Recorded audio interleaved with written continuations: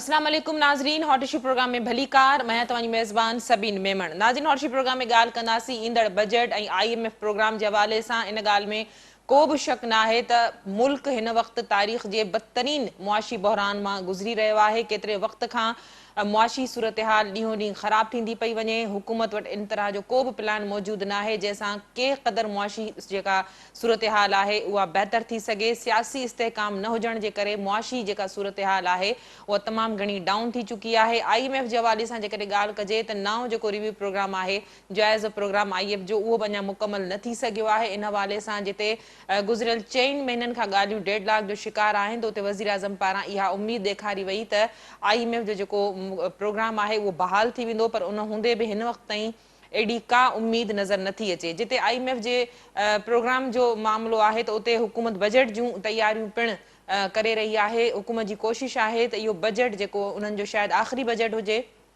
उहो अवाम दोस्त हुजे। बजट जे हवाले सां ज़रियनि जो इहो बि चवणु आहे त वज़ीर आज़म इसहाक़ डार सां बजट जे हवाले सां जेका ॻाल्हि ॿोल्हि कई आहे उन में इहो चयो वियो आहे त बजट खे न रुॻो IMF सां शेयर कयो वियो आहे, पर बजट में उहे शर्त रखिया वञनि जेके उन तरह जो बजट ठाहियो वञे जेको IMF जे शर्तनि ते पूरो रहे। वाज़े रहे त हीअ हुकूमत हिकिड़ो आइडियल बजट ॾियणु चाहे थी जेको मौजूदा सूरत हाल में शायदि मुमकिन न थी सघे। मुल्क में तमामु घणा बहरान कर खणी बीठल आहिनि, जंहिंमें तवानाई जो बहरान आहे, जंहिंजे करे पिणु हुकूमत पारां मार्केटूं राति जो 8 वॻे बंदि करण जो फ़ैसिलो कयो वियो आहे। इन समूरी सूरत हाल ते ॻाल्हाइण जे लाइ असांखे मुआशी माहिर जब्बार मेमण साहब जॉइन कयो आहे। जब्बार साहब भली कार, तव्हां असांखे प्रोग्राम में जॉइन कयो।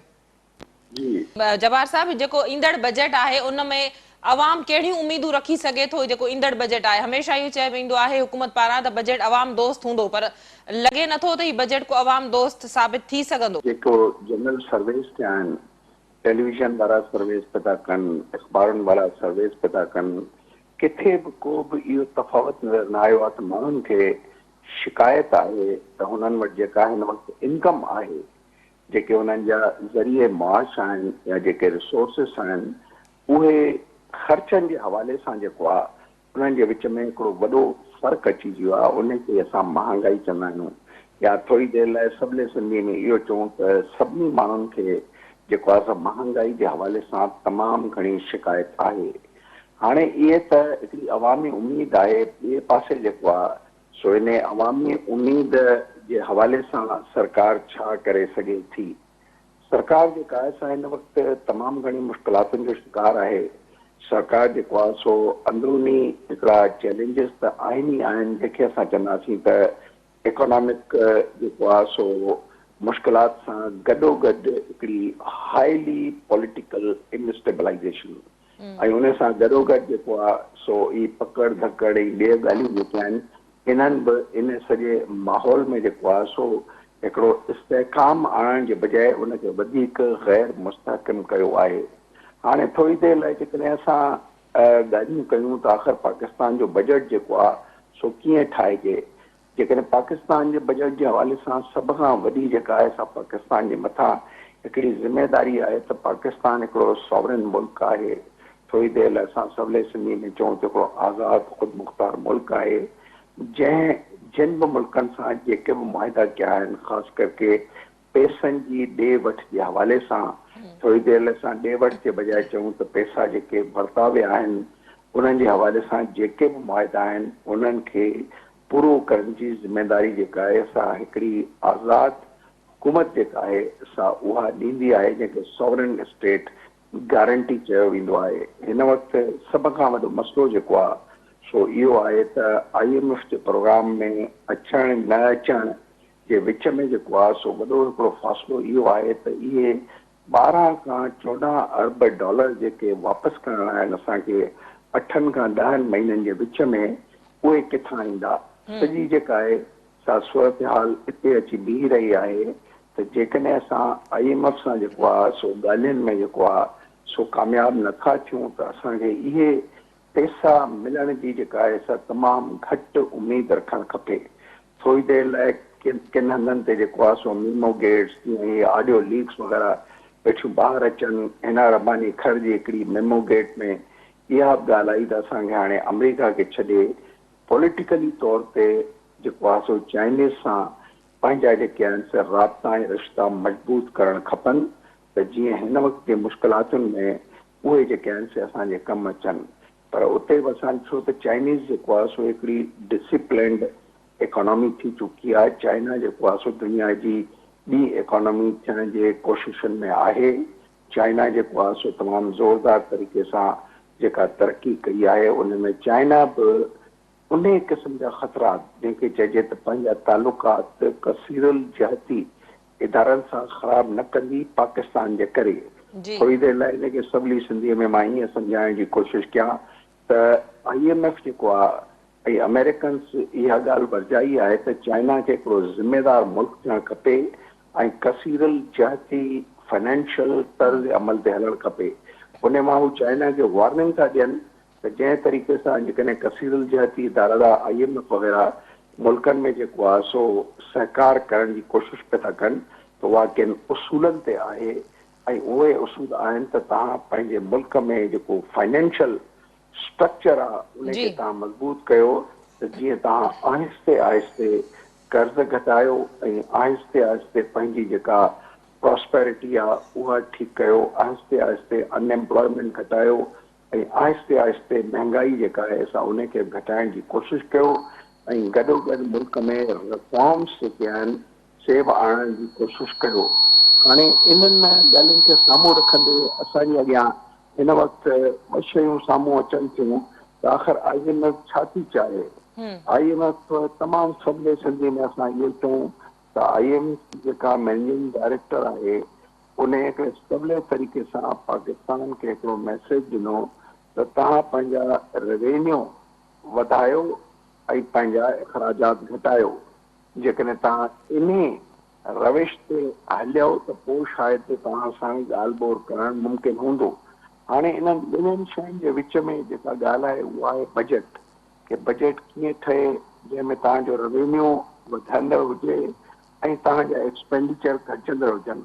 हाणे जेकॾहिं असां पंहिंजे ख़र्चनि खे घटायूं था त माना बजट जे उन्हनि मुख़्तलिफ़ सेक्टर्स में थोरी देरि लाइ मां ॻाल्हायां पब्लिक सेक्टर डेवलपमेंट प्रोग्राम जेको हिन वक़्तु 2700 अरब रुपयनि जो ॻाल्हियूं पियूं थियूं नज़र अचनि टीवियुनि ते मुख़्तलिफ़ हंधनि ते या ॿियनि हंधनि ते जंहिं तरीक़े सां पैसा ॾिना पिया था वञनि ऐं कुझु सब्सिडीज़ जेके आहिनि से उन जे हवाले सां कुझु रक़ूमात रखियूं वयूं आहिनि त इहे सभु ॻाल्हियूं जेके आहिनि से हिकिड़े बजट खे ठाहिण में उन्हनि जो वॾो किरदारु हूंदो। पर हाणे बजट कीअं ठहे? बजट ठहे सिर्फ़ु हिकिड़े उसूल ते त तव्हांजो रेवेन्यू जेको आहे सो घणो अॻिते हुजे, तव्हांजा ख़र्च घणे पोइते हुजनि। तव्हां अंदाज़ो लॻायो त पाकिस्तान में हिन वक़्तु जेको आहे 6000 अरब रुपया टैक्सनि जी उगारी थी चुकी आहे, मगर गॾोगॾु 6000 अरब रुपया ई असांखे जेको आहे त व्याज ऐं मूर जे मद में वापसि करणा आहिनि। छा इन मुल्क खे तव्हां हिकिड़ो डिफॉल्ट कंट्री चई सघो था या न?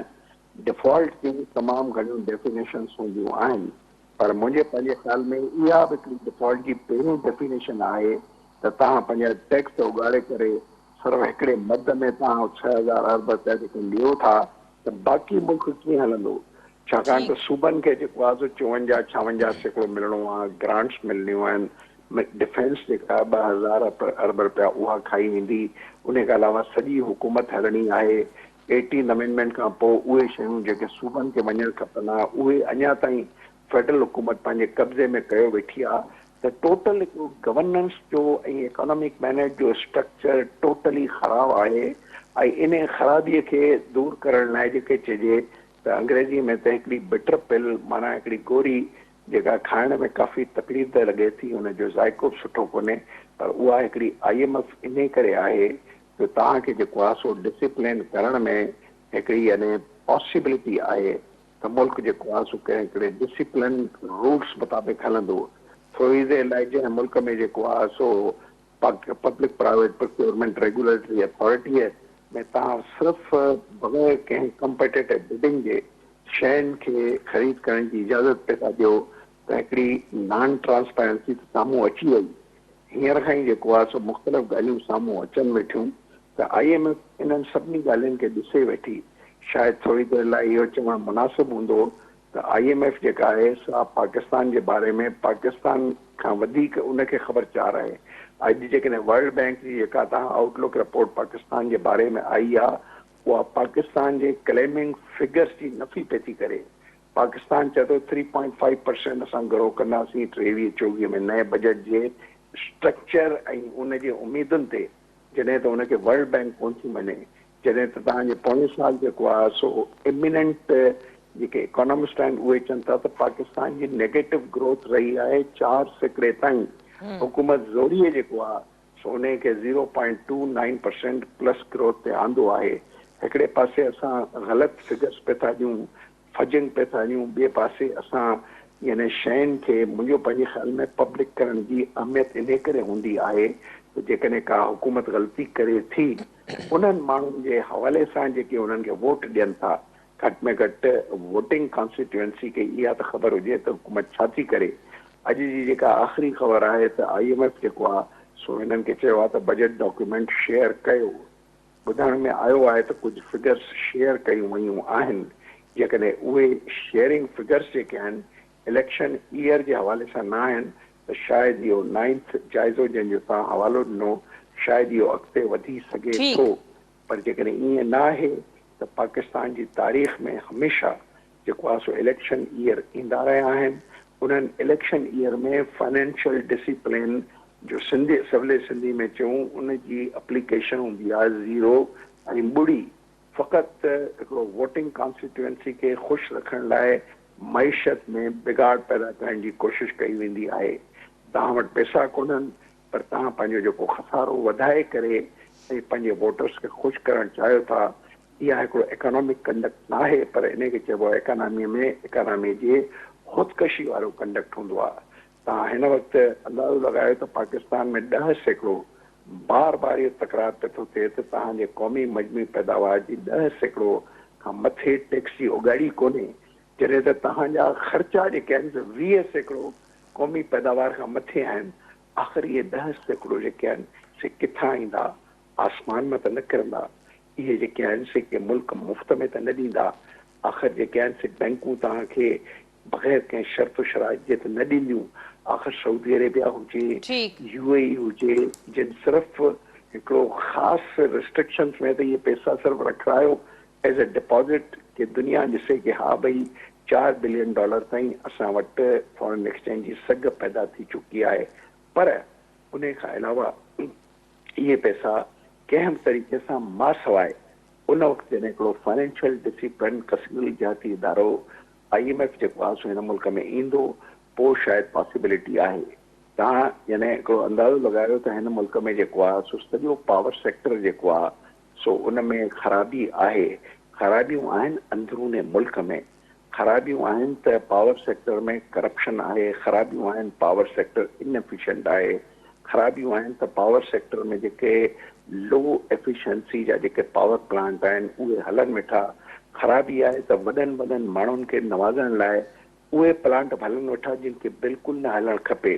ख़राबी इहा बि आहे त जंहिं शहर में तव्हां ऐं असां वेठा आहियूं उन में 3 पावर प्लांट जिन खे बंदि थियणु खपे उहे बि हलनि वेठा।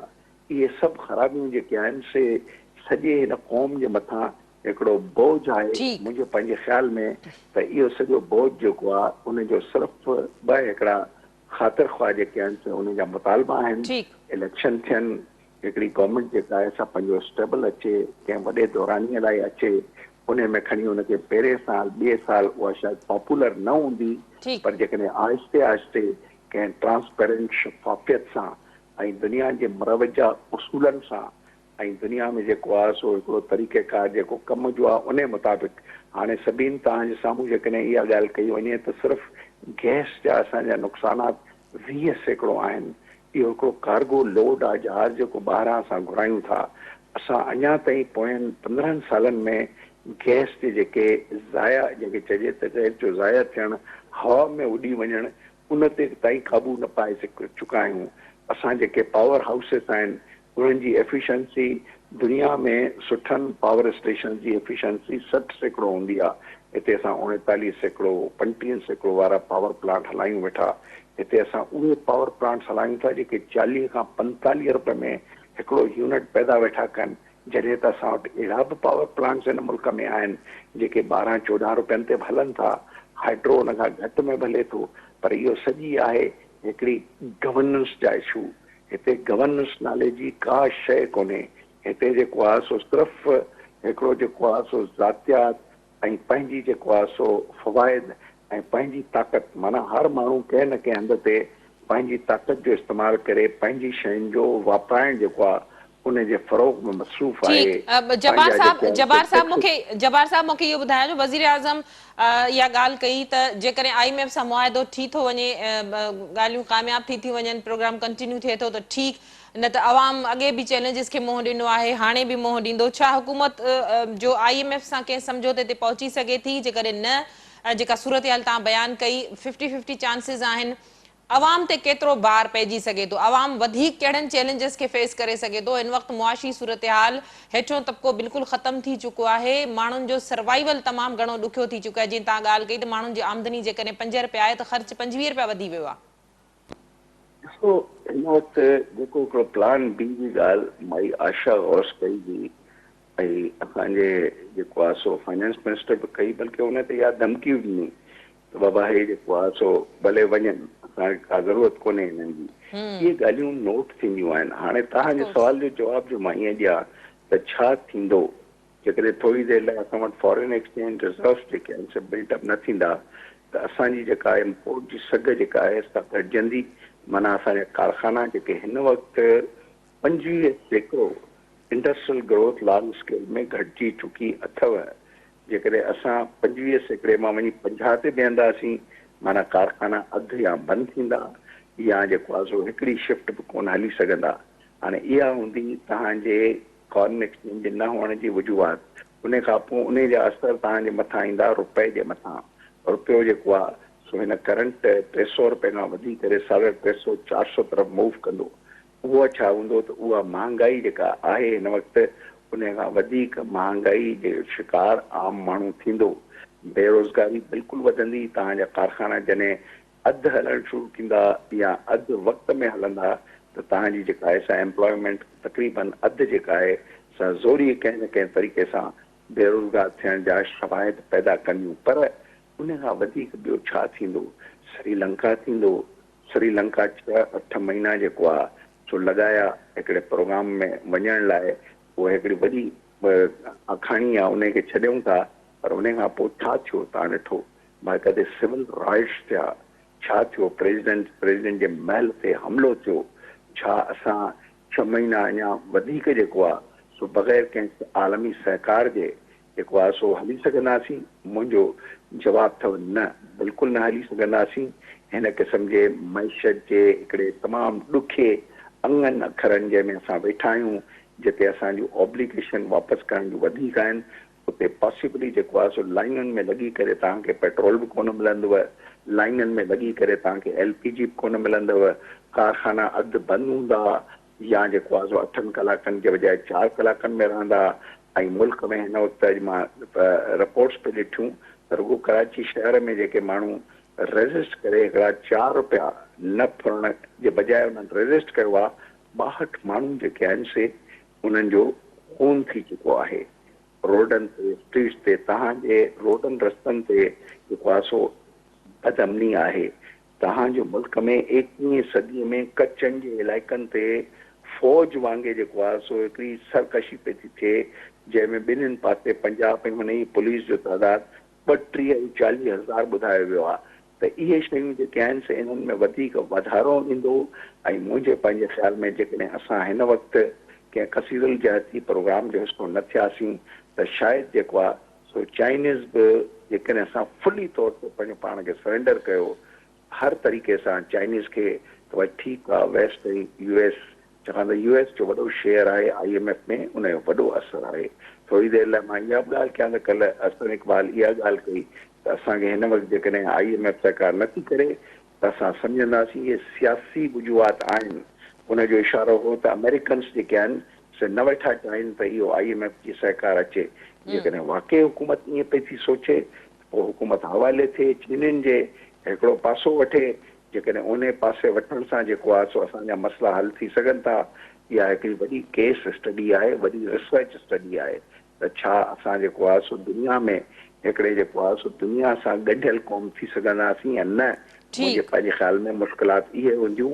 गौर सां ॿुधो, चाइना में त असां $15 बिलियन जूं शयूं घुरायूं पिया था, जॾहिं त यूरोप ऐं अमेरिका में $15 बिलियन जूं शयूं मोकिलियूं पिया था। कहिड़ी जेका आहे सा स्टेशन बहितर आहे, जिते मोकिलियूं वेठा जेके एक्सपोर्ट चइबो आहे, या जितां घुरायूं वेठा जेके इम्पोर्ट चइबो आहे।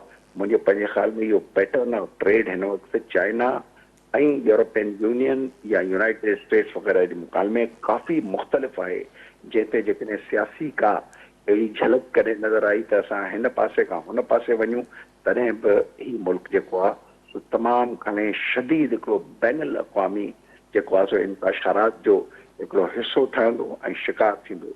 इन करे हिन वक़्तु जेको आहे सो मुंहिंजे पंहिंजे ख़्याल में सियासतदाननि खे ईगोइज़म छॾणु खपे, वरी बि जेको आहे सो हिकिड़ी ग्लोबल इकोनॉमीअ में इंटीग्रेट थी करे असां सभिनी सां जेकॾहिं पंहिंजा तालुकात रखंदा अचूं, मुंहिंजे ख़्याल में इहो ई हिकिड़ो बहितरीनु मॉडल आहे। कॾहिं बि जेको आहे सो माण्हू यूनिपेलर न थिए ऐं हिकिड़े पासे न वञे। जेका हिकिड़ो नीमो गेट जे आउट थियण ते घणनि माण्हुनि खे शक शुबहात पैदा थिया कि शायदि असां वेस्टर्नर्स ऐं अमेरिका सां पंहिंजा तालुकात जेके आहिनि सो परे पिया कयूं, जॾहिं त अमेरिकन्स ऐं वेस्टर्न कंट्रीज़ खे पाकिस्तान जे जियो पॉलिटिकल ऐं हिकिड़ी जेका असांजी सिचुएशन आहे, ईरान, इंडिया, चाइना, अफ़गानिस्तान, उन जे हवाले सां उन्हनि जी तमामु वॾी दिलचस्पी आहे त हीअ स्टेट कंहिं तरीक़े सां जेको आहे सो मज़बूत हुजे ऐं कंहिं तरीक़े सां हिन सॼे इन ख़िते में जेको आहे सो अमन अमान हुजे, छाकाणि त उन्हनि जा हिकिड़ा माली फ़ाइदा आहिनि। इन हवाले सां असां जेकॾहिं पीसफुल ऐं स्ट्रॉन्ग स्टेट हूंदासीं त हितां जो जेको वापारु आहे चीनियुनि जो, उहो ग्वादर खां वठी सेंट्रल एशियन ताईं वेंदो। रशियन्स जेके आहिनि सो उन्हनि जो वापारु उतां फ्री करे हिते ईंदो। ईरान जेको आहे सो उहो बि जेको आहे सो इन ई रायदारी मां थींदो करे ओसि ताईं पहुचंदो त हिकिड़ो ग्लोबल हिकिड़ी इंटीग्रेशन हिन रीजन में जेका थींदी, उन में सभिनी जो इंट्रस्ट आहे ऐं उन में पाकिस्तान खे तमामु हिकिड़े स्ट्रेटेजिक हवाले सां पाकिस्तान जी सुञाणप थिए थी। सिर्फ़ु पाकिस्तान खे पंहिंजी सुञाणप कराइणी आहे। जेकॾहिं असांजो मुल्क पंहिंजी सुञाणप न कराईंदो त मुंहिंजे पंहिंजे ख़्याल में असां पोइ स्प्रिंग श्रीलंका वारा हालात जेके आहिनि, मुंहिंजे पंहिंजे ख़्याल में को हिते जेकॾहिं थींदा त असांखे कंहिं क़िस्म जो शक शुबो न हुअणु खपे। वॾी महिरबानी जबार मेमण साहब, तव्हां पंहिंजो तर्जुमो ॾियण लाइ असांखे जॉइन कयो। नाज़रीन, सीनियर मुआशी माहिर जबार मेमण असां सां गॾु हुआ। मुआशी सूरतहाल, IMF जे प्रोग्राम जी बहाली ऐं ईंदड़ बजट जे हवाले सां प्रोग्राम में तफ़सीली ॻाल्हि ॿोल थी। नतीजो इहो निकितो त हिन वक़्तु जेका मुआशी सूरतहाल आहे उहा तमामु घणी संगीन ऐं ख़तरनाक आहे। हिन ॻाल्हि में को बि शक न आहे त IMF जो जेकॾहिं प्रोग्राम बहाल नथो थिए, जीअं वज़ीर आज़म ॻाल्हि कई त जेकॾहिं नथो थिए त अवाम चैलेंजिस लाइ तयारु रहे, त उनजो जेको ख़ाको जबार साहब ॿुधायो त उहो उन जा नतीजा या उनजी जेका पिक्चर आहे उहा छा थी सघे थी, त यकीनन सूरतहाल तमामु घणी ॻणती जोगी आहे। ज़रूरत इन ॻाल्हि जी आहे त केतिरे वक़्त खां जेका पॉलिटिकल इंस्टेबिलिटी रही मुल्क में, उन इकोनॉमी खे तमामु घणो डैमेज करे छॾियो। उन बावजूदि असांजे सियासतदाननि खे, सियासी जमातनि खे इहो ज़रूरु सोचणु घुरिजे त सियासी इस्तेहकाम सां ई मुआशी इस्तेहकाम अची सघे थो। हिन वक़्तु सूरतहाल इहा आहे त हुकूमत IMF जी मंज़ूरी खां सवाइ अहिड़ो को बि आइडियल बजट अफोर्ड नथी करे सघे, अफोर्डेबल न हूंदो, जंहिंमें हुकूमत चाहे थी त वेंदे आख़िरी बजट में आवाम खे को रिलीफ ॾेई सघे, पघारनि जे हवाले सां, पेंशन जे हवाले सां, महांगाई घटि करण जे हवाले सां, रोज़गार जा वसीला पैदा करण जे हवाले सां। पर जेकॾहिं IMF जो प्रोग्राम बहाल नथो थिए ऐं इहे ॻाल्हियूं कामयाबु नथियूं थियनि, प्रोग्राम अॻियां असां हिन प्रोग्राम में नथा वञी सघूं, त पोइ बि यकीनन मुल्क जे लाइ मुआशी जेका सूरतहाल आहे उहा तमामु घणी चैलेंजेबल हूंदी, जंहिंजो सॼो बार हिन मुल्क जो अवाम खणंदो, जंहिंजो सॼो जेको बर्डन आहे उहो हिन मुल्क जे बोझ अवाम जे मथां पवंदो। नाज़रीन, अॼोके प्रोग्राम जो वक़्तु पिण ते पंहिंजी पुॼाणी ते पहुतो। ईंदड़ प्रोग्राम ताईं ॾींदा इजाज़त। अल्लाह वाही।